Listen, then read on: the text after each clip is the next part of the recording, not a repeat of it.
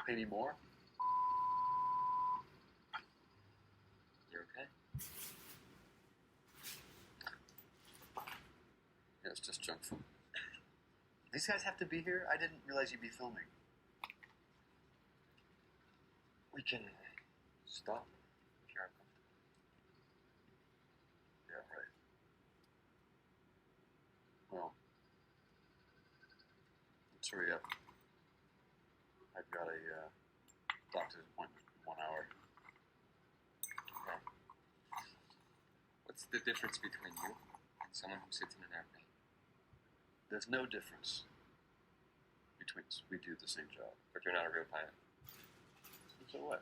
You're not a real journalist. No, I mean... I know what you mean. You're talking about bodies and places. Euclidean shit.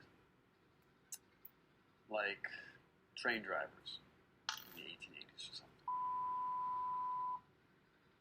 Sure you're okay?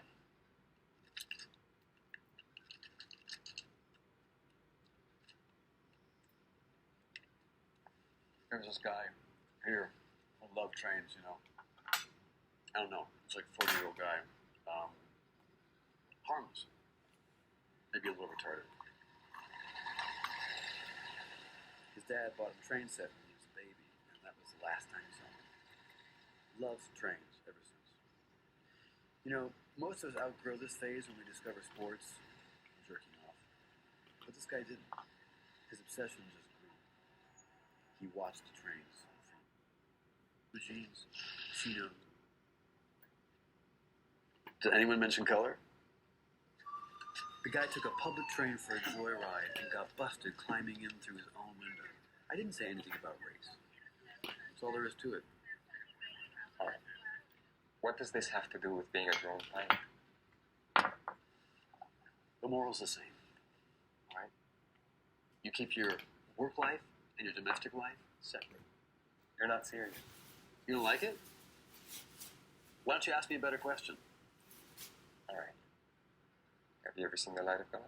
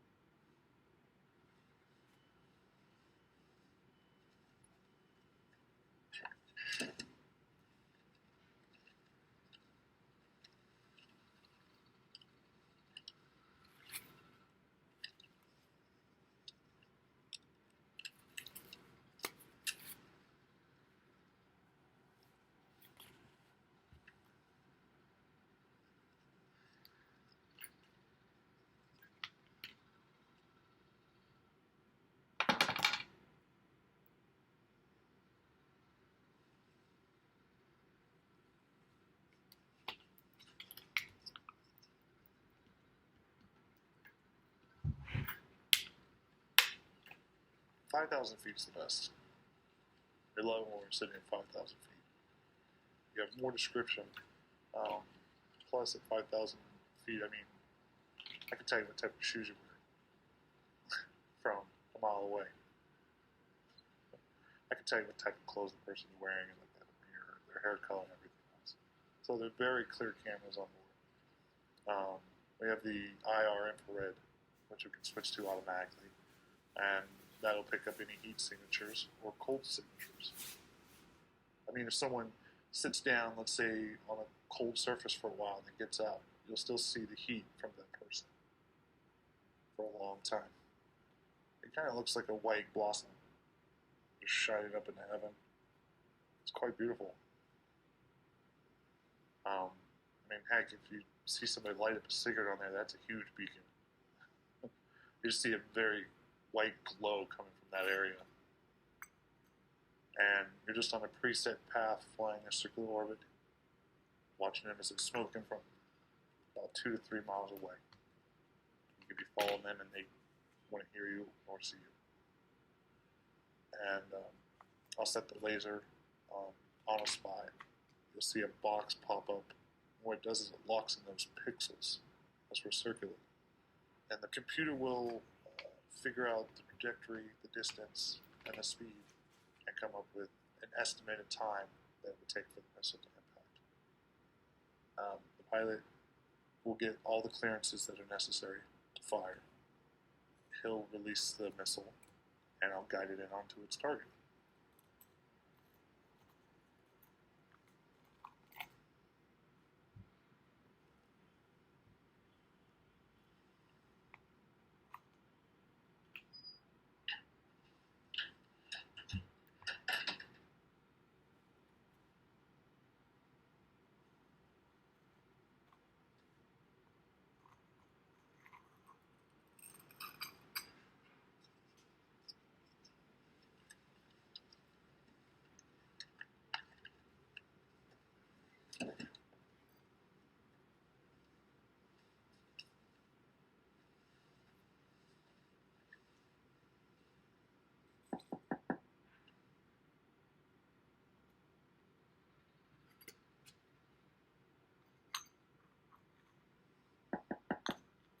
Hey, what are you doing?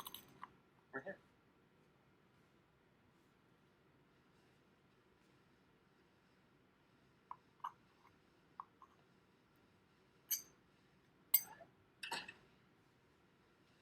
Everything okay? Yeah. Everything's okay. So what do you want to talk about? That's what I was going to ask you. Man, I don't want to talk about anything. You're the one paying, remember? Not paying that much. Don't pay anymore. You're okay. Oh. Yeah, let's just jump through it. So these guys had to be here? I didn't realize we'd be filming. We can always stop if you're uncomfortable. Yeah, right. Well, let's hurry up. I've got a doctor's appointment in 1 hour. Okay. What's the difference between you and someone who sits in an airplane? There's no difference between us. We do the same job. But you're not a real pilot. So what? You're not a real journalist. No, I mean, I know what you mean. You're thinking about bodies and trenches. Rats running around. Mustard gas. World War I. Right? sure you're okay?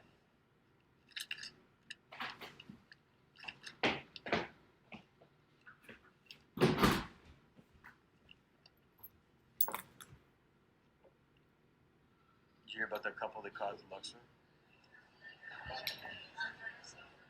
They check into hotels with this one big suitcase full of trousers, blue jeans, chinos, slacks, you name it. A whole selection of labels and sizes. The man would hang them up in the shower, wool to cotton, light to dark. The woman would dress for business and put on a name tag like she's in town for a conference. Then they'd say goodbye like it's the last time they'll see each other. He would go down first to play the slots, and she'd cruise the casino, alone, prowling around for the right target. What's the right target? Everyone. Clueless tourists, convention goers, university students, divorcees, anyone wearing trousers who's single and in possession of credit. Anyway, after chatting them up and making sure they're not dangerous, the woman would invite them up to her room. She'd act all sexy and mysterious in the elevator, telling them she's married, but that nothing turns her on more than the one night stand in Sin City, blah, blah, whatever. As soon as they stepped through the door, she'd be all over them. It was never really clear how much was acting and how much desperation. She'd tear off their pants and then show them just enough to want to wait on the bed while she went to the little girl's room. Where all the pants were. Exactly. In the bathroom, she'd pick out a pair just like the ones the guy in the bed had, and then do a little switcheroo before getting back in the sack. But just then, her partner would walk in and pretend to discover them. You can imagine the rest. There'd be chaos, lots of gorilla-type shoving and throwing stuff, and and the half-naked man would be allowed to run out or he'd be thrown out, sometimes with the long trousers and sometimes with no trousers at all. Come on. The thing with the pants is a bit much. Oh, really? For most men, being caught with their pants down is so mortifying that they'd rather lose their wallet than hang around naked in a hotel corridor. Either way, those who stuck around and made a racket would get their pants back after the relevant details were copied off their credit cards. Alright. What does this have to do with being a drone pilot? Nothing. I work for casino security now. Tell these stories to make our life a little less boring. Okay, so getting back to Afghanistan. Pakistan. Right. Tell me about one.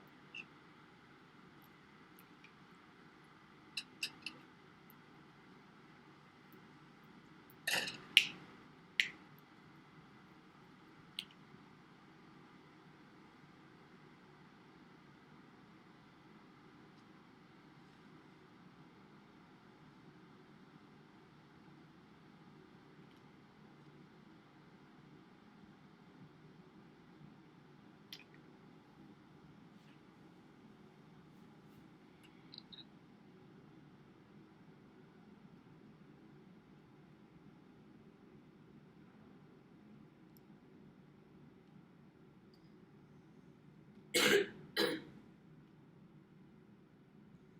called me at 10 o'clock. Cool. There's the fixing people. Mm-hmm. And saying that they will call me in an hour to check. And now I see 11:47.